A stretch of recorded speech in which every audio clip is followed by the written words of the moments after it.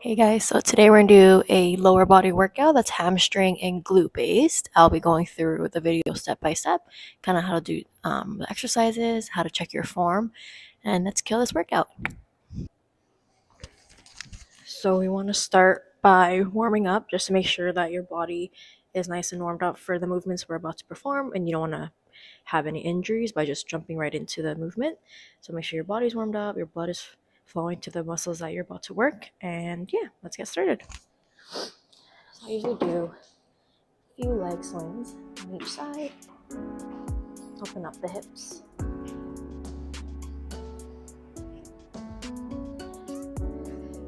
Switch sides.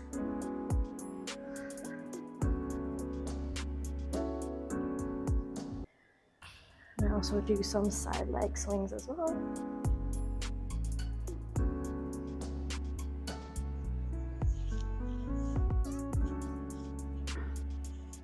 Switch to the other side.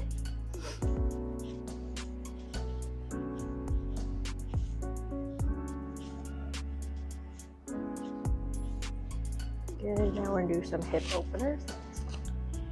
You're gonna want to bring your knee up, bring it out to the side in that kind of motion, like that.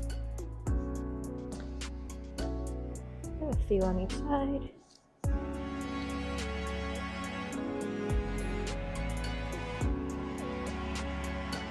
Switch sides.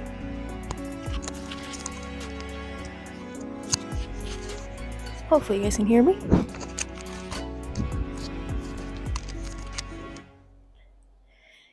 And now we're going to do some what I call frog squats. Toes are pointed out just a bit to the corners of the room, more just a little bit than shoulder width apart. You're gonna bend down, have your hands on your toes, your feet, and you're gonna lift up your hips without letting go of your feet. I'm gonna warm up the hamstrings nicely.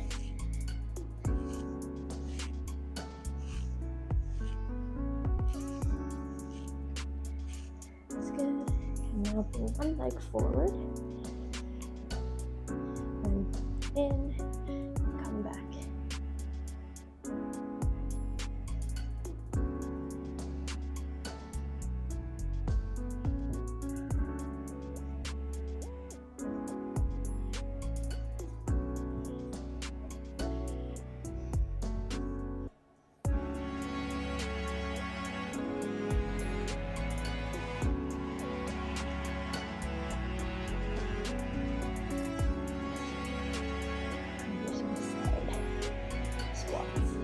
Really test your mobility.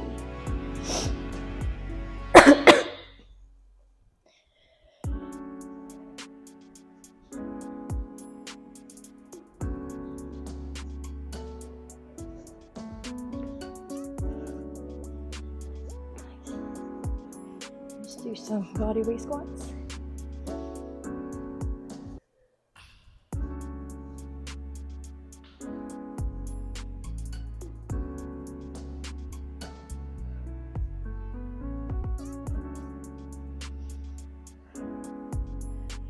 Good.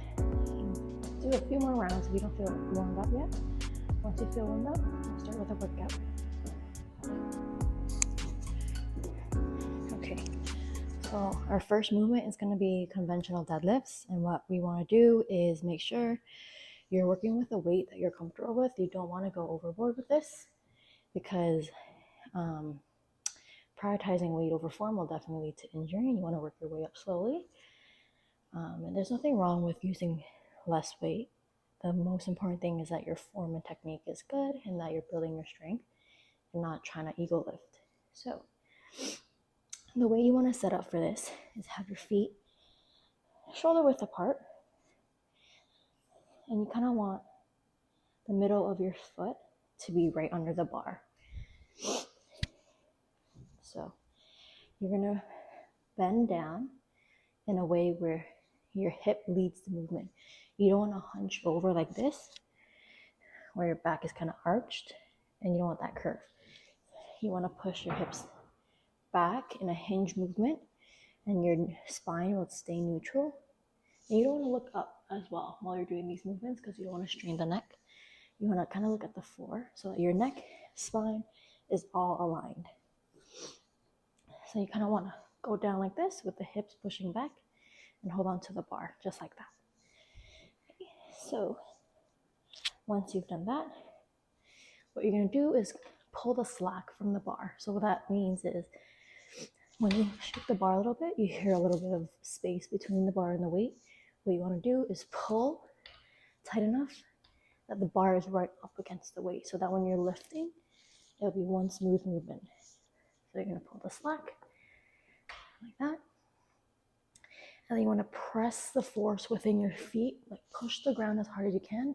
You use your hamstrings, your glutes to lift up the weight. You don't want to rely on your arms and your upper back as much because you don't want to injure it. You want to use mainly your lower body to push the weight through the ground and then come up.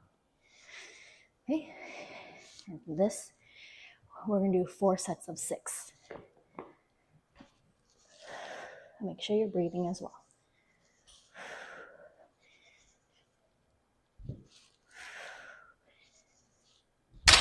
You want to restart at the ground and then come back up. So that's the difference with this and RDL, where RDLs you're not stopping at the ground, you're just constantly doing that motion. For conventional deadlifts, we're going to reset the ground and lift it back up from the ground. That was mid-set of the first set, so I'm going to do 3 more.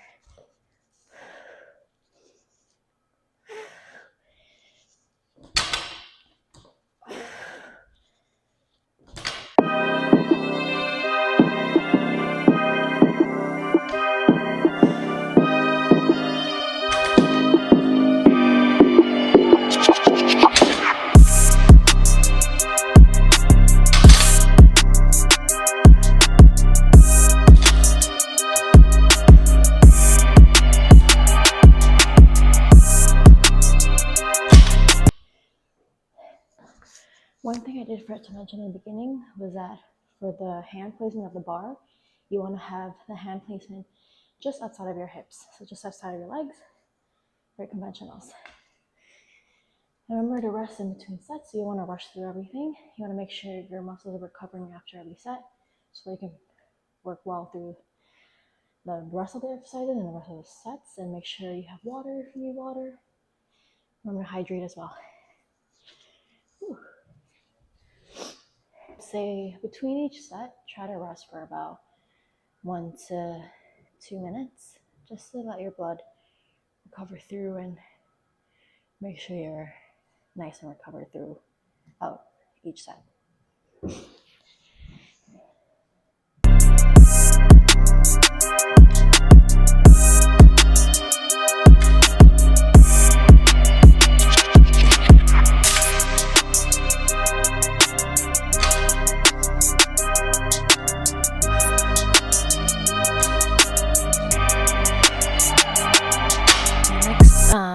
Exercise we're going to do is the hip thrust, and I'll be explaining how to do this setup as well because I know it can get confusing. So you want to use a barbell and weights on each side. Make sure you're in the center of the bar, and you want to use a hip thrust pad, or even use like a yoga mat if you don't have a pad, just to cushion it from your pelvis, so you don't want to bruise your pelvis. And again, choose a weight that you're comfortable with.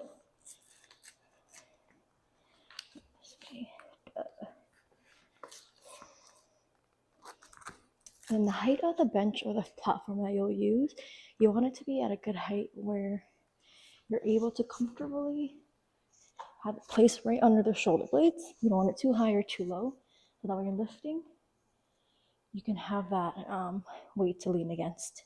And remember, you don't want to use your arms to come up because you don't want your arms to be doing all the work when you're doing the lift. You want to make sure you're using just your glutes and your lower body to lift yourself up.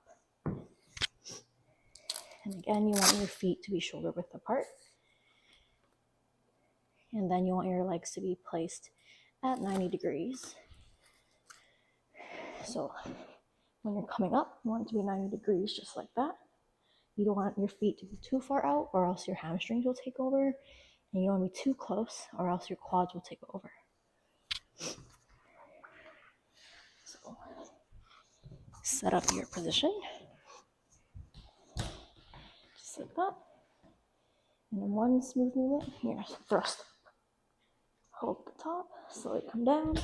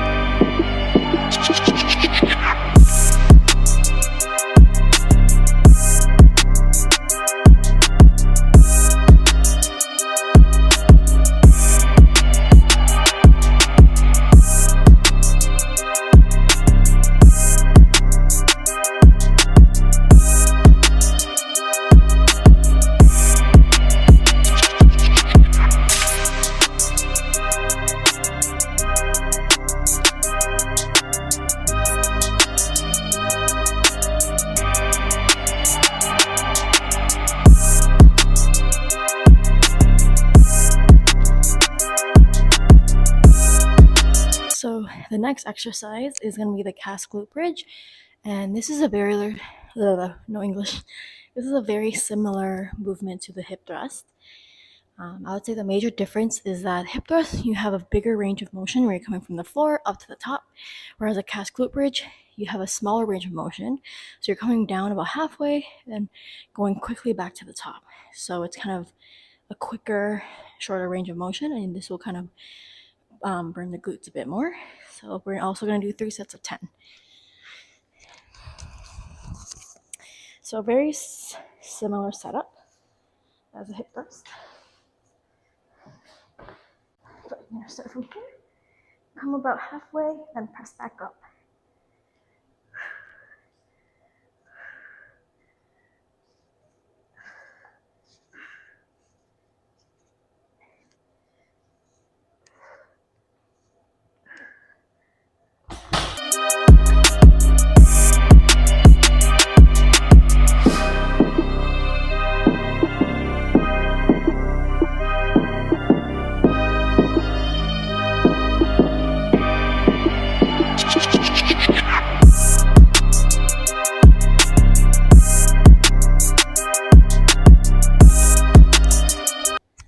One thing I also forgot to mention in the beginning, I'm a little forgetful, please don't mind me, but when you're lifting up into that hip thrust or glute bridge, you want to make sure you keep your chin nicely tucked, just so you keep that neutral spine in the back. You don't want to overarch this when you're coming up, because you just strain your neck.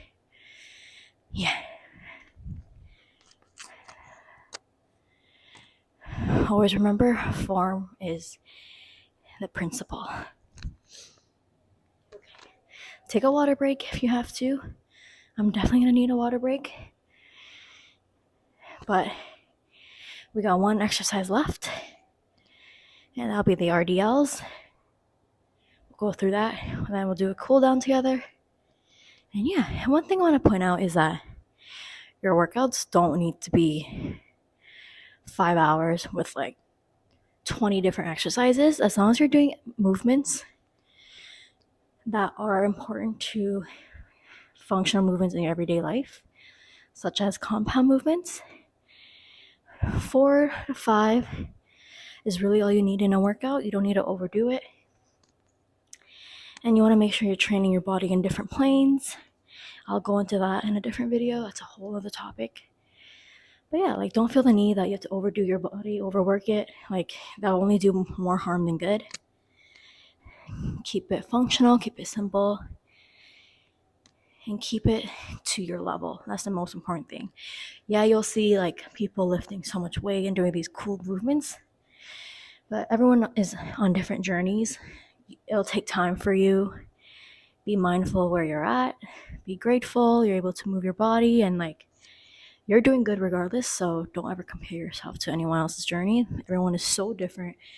People have such different circumstances. So comparing yourself is only just gonna rob you of your happiness, and like, everyone is totally different. So just focus on you. That's all that really matters. So that was my TED Talk for today. Low key kind of did that just so I can rest a bit more. You can do RDLs with dumbbells or a barbell, but I personally like doing it with dumbbells. And similar to the movement of the conventional deadlift, you're holding the dumbbell right by your sides and using that hip hinge to push you back. Go down just a bit past your knee. You don't want to go down too far low where your lower back starts to arch because you're going through past your range of motion. So you're holding it, you're just a little bit past the knee, you feel it in your hamstrings, you press back up with your feet. You want to push the force into the ground. Remember that. You're leading with your hips and your feet. You're not leading with your arms and bending over because then you'll kind of be arched. You'll be arched like this, and that will not feel good for your back. Remember, keep that neutral spine. Neck is looking at the ground. Your eyes are looking at the ground. Neck is nice and neutral. You're not kind of looking upwards like this. You're looking like this. Okay, so for RDLs, we're going to do 3 sets of 8 reps.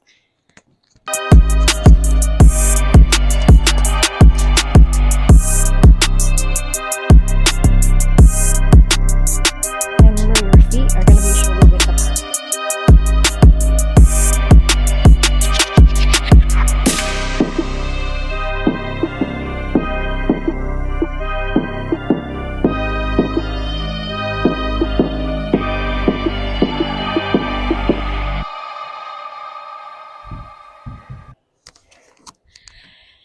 Okay, good job, guys. We've completed this workout. Now it's time for a cool down. Make sure you cool down, drink some water, feel your body again, and enjoy the rest of your day.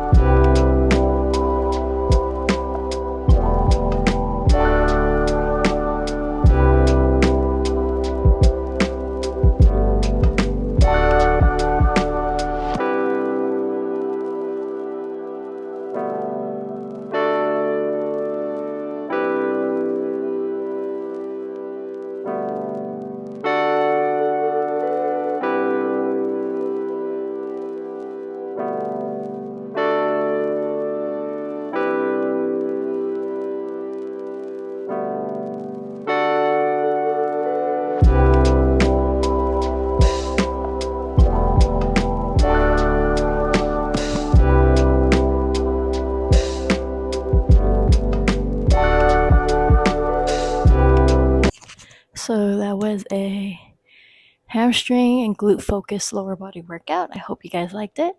Don't forget to comment, like, and subscribe, and let me know in the comments what workout you guys want to see next. And yeah, hope you guys enjoyed. Bye.